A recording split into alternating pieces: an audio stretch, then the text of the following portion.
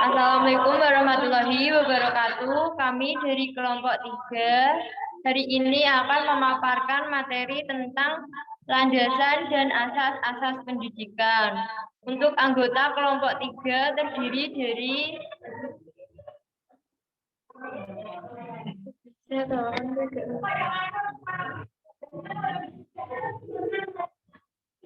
yang pertama Widya Ayu, yang kedua Heldia Dwi, yang ketiga Rosida Febriani, keempat Fadila Fatika Sari, kelima Sabrina Zalfa, keenam Aprilia Aura Putri, ketujuh Rosiana Rahim, dan kedelapan Aja Yasa Tria Ilma.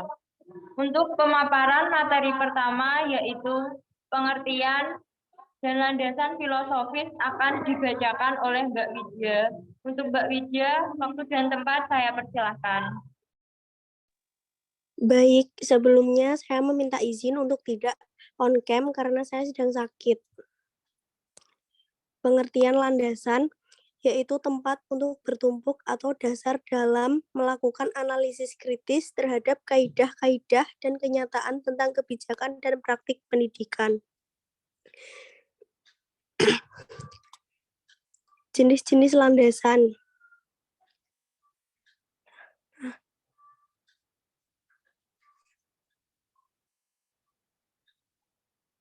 Jenis-jenis landasan. Yang pertama, landasan filosofis. Kedua, landasan sosiologis. Ketiga, landasan legalistik. 4, landasan kultural. 5, landasan psikologis. 6, landasan ilmiah dan teknologi. 7, landasan ekonomi. 8, landasan historis. Dan yang 9, landasan religius.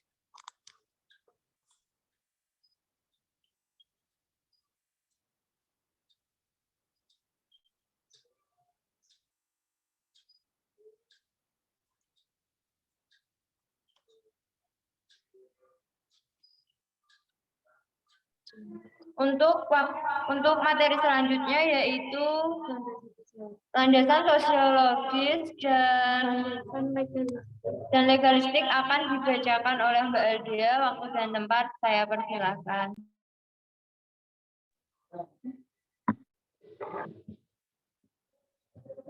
Yang kedua yaitu landasan sosiologis adalah peristiwa sosial yang berlangsung dalam interaksi sosial karena pendidikan tidak dapat dipisah dari proses saling mempengaruhi antar individu. Lalu pendidikan tidak pernah terjadi kekosongan sosial dengan maksud pendidikan tidak pernah terjadi tanpa interaksi. Namun pendidikan memiliki misi normatif, maka interaksi itu dibatasi oleh tata nilai serta norma yang berlaku. Selanjutnya yang ketiga yaitu landasan legalistik atau hukum. Pendidikan adalah peristiwa multidimensi yang berkaitan dengan beberapa aspek kehidupan manusia. Dengan adanya landasan hukum, semua hak serta kewajiban pendidik dan serta didik dapat terjaga. Bahwa pihak terkait dengan kebijakan, pengembangan, dan penyelenggaraan pendidikan di samping perlu mendapatkan perlindungan hukum. Selanjutnya saya kembalikan kepada moderasi. Baik, terima kasih kepada Mbak Heldia. Untuk pemaparan materi selanjutnya, Mbak Rosida, saya persilahkan. Baik, terima kasih moderator. Saya akan membacakan landasan kultural. Landasan kultural yaitu peristiwa pendidikan bagian dari peristiwa budaya. Karena pendidikan dan kebudayaan mempunyai timbal balik. Kebudayaan bisa dilestarikan melalui media pendidikan dari generasi ke generasi berikutnya. Sebaliknya, pelaksanaan pendidikan tersebut ditentukan oleh kebudayaan masyarakat tanpa proses pendidikan dilaksanakan.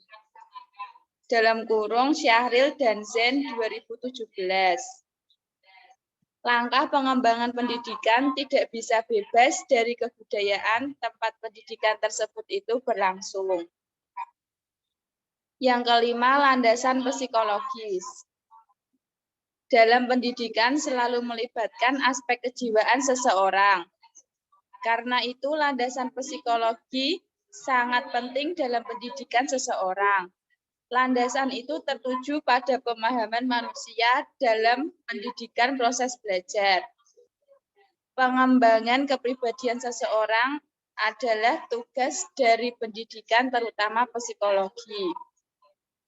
Karena setiap perorangan memiliki bakat dan minat.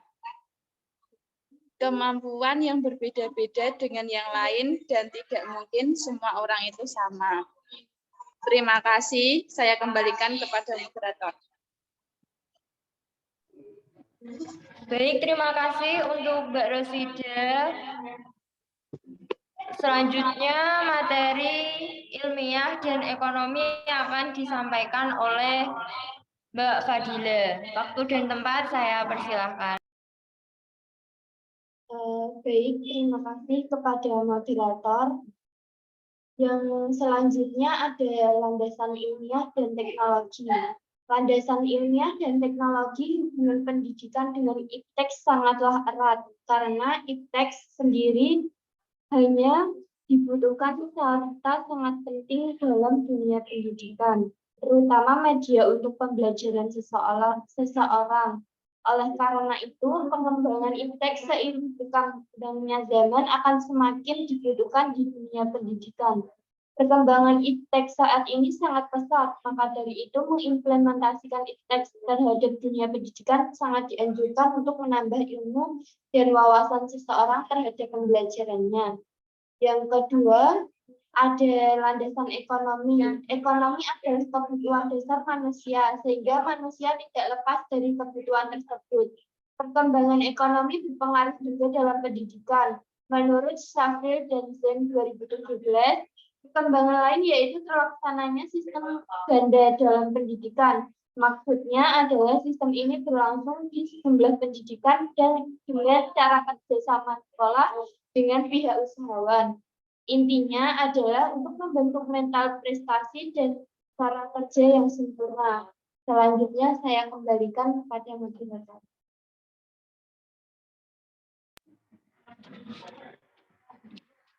Terima kasih pemaparan materi dari Mbak Fadila. Lalu untuk asas historis dan religius akan disampaikan oleh Mbak Sabrina.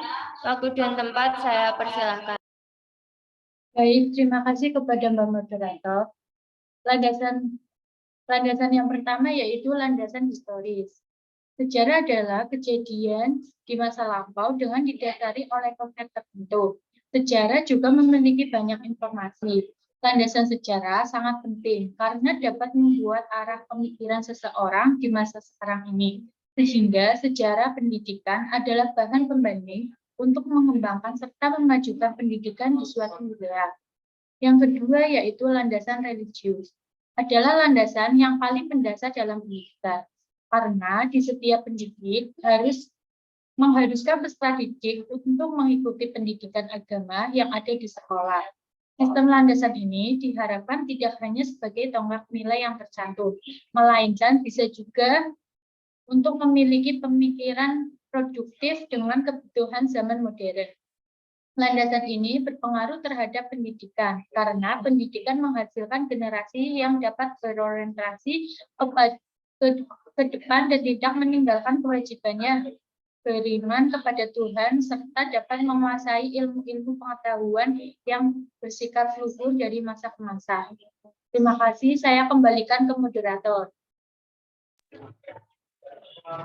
Baik, terima kasih kepada Mbak Sabrina. Untuk materi selanjutnya yaitu pengertian asas-asas semesta akan saya bacakan. Asas pendidikan merupakan landasan pemikiran yang memberi corak pada pendidikan. Dengan cara ini, dapat dikatakan bahwa asas pendidikan menekankan bagaimana pendidikan dapat diberikan ketika memikirkan bagaimana pendidikan seharusnya. Beberapa aspek yang dipahami dalam pendidikan yaitu pertama, asas semesta, menyeluruh dan terpadu. Asas semesta yaitu bahwa pendidikan diselenggarakan untuk seluruh rakyat Indonesia secara terbuka. Asas menyeluruh yaitu semua pendidikan yang diselenggarakan harus mencakup semua jenis dan semua jenjang pendidikan. Asas terpadu yang berarti bahwa pendidikan secara tidak langsung tidak dapat dipisahkan dari pembangunan bangsa secara menyeluruh.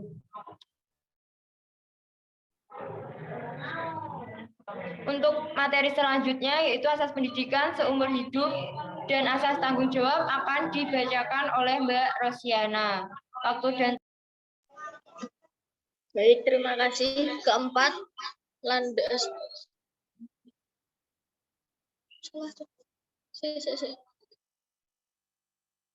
Kedua, asas pendidikan seumur hidup.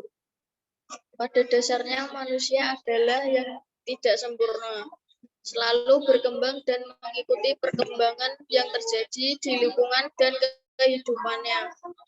Apa yang dipelajari belum tentu sesuai dengan perubahan di tahun berikutnya. Konsep ini melahirkan implikasi bahwa manusia harus selalu belajar sepanjang hidupnya agar manusia dapat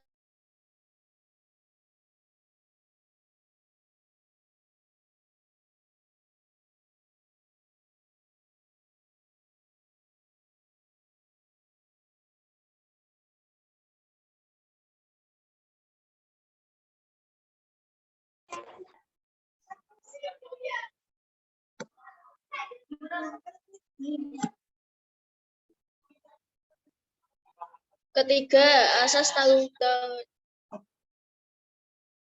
tanggung jawab bersama.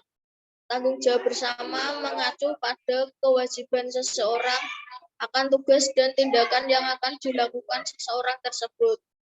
Tindakan yang diambil harus dipertimbangkan dalam hal tujuan dan konsekuensi lainnya. Suatu kegiatan atau tindakan yang dilakukan tanpa landasan dan asas-asas pendidikan beserta penerapannya, maka tanggung jawab tidak terarah dan mungkin akan menjadi terbebas dari tanggung jawab dan menghasilkan masalah dan kejadian yang tak terduga. Dan apabila seseorang selalu berada di jalur yang benar ketika bertindak atau tindakannya berdasarkan tanggung jawabnya, maka selamanya orang tersebut pasti akan berada pada jalan kebenaran. Terima kasih, saya kembalikan kepada moderator.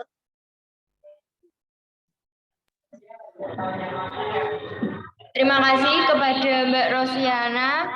Untuk materi selanjutnya yaitu asas manfaat adil dan Tuturi Handayani akan dibacakan oleh Yasa Tria. Waktu dan tempat saya persilahkan. Baik, terima kasih atas kesempatan yang diberikan. Sebelumnya, apakah suara saya terdengar jelas? Terdengar. Oke, terima kasih. Keempat adalah asas manfaat adil dan merata, meliputi asas non-diskriminatif yang memandang manusia Indonesia seutuhnya. Asas manfaat memiliki arti bahwa pendidikan tidak boleh melupakan kegunaannya bagi masa depan peserta didik, masyarakat, bangsa, dan agama. Namun, ada pula prinsip keadilan dan kesetaraan yang berarti bahwa semua lapisan masyarakat harus mengakses pendidikan sesuai dengan kemampuan dan kebutuhannya. Asas manfaat adil dan merata ini mencakup prinsip non-diskriminasi dan memperlakukan semua warga negara Indonesia tanpa diskriminasi. Pendidikan harus bermanfaat bagi peningkatan kehidupan manusia dan masyarakat. Yang kelima adalah asas Tuturi Handayani. Setiap orang berhak mengatur dirinya sendiri dengan berpedoman kepada tata tertib kehidupan yang umum. Kelima, asas Tuturi Handayani merupakan asas pendidikan di Indonesia hingga saat ini yang bersumber dari asas pendidikan tanpa siswa. Asas Tutwuri Handayani bermakna bahwa setiap orang berhak mengatur dirinya sendiri dengan berpedoman kepada tata tertib kehidupan yang umum. Dengan cara yang demikian, maka kegiatan belajar tidak berpusat kepada guru, akan tetapi berpusat kepada peserta didik sendiri. Dapat dikatakan bahwa asas Tutwuri Handayani merupakan cikal bakal dari pendekatan atau cara belajar siswa. Sebagai asas pertama, Tutwuri Handayani merupakan inti dari sistem Among perguruan taman siswa, asas yang dikumandangkan oleh Ki Hajar Dewantara ini. Kemudian dikembangkan oleh Dr. Andes RMP Sostrokartono dengan menambahkan 2 semboyan lagi, yaitu ing ngarsa sung tulodo, ing madya mangun karsa. Kini, ketiga semboyan tersebut telah menyatu menjadi satu kesatuan, yaitu 1. Ing ngarsa sung tulodo, yang berarti jika di depan memberi contoh. Kedua, mangun karso jika di tengah-tengah memberi dukungan dan semangat. 3. Tutwuri Handayani jika di belakang memberi dorongan. Maaf apabila ada suara yang mengganggu. Terima kasih, saya kembalikan kepada moderator.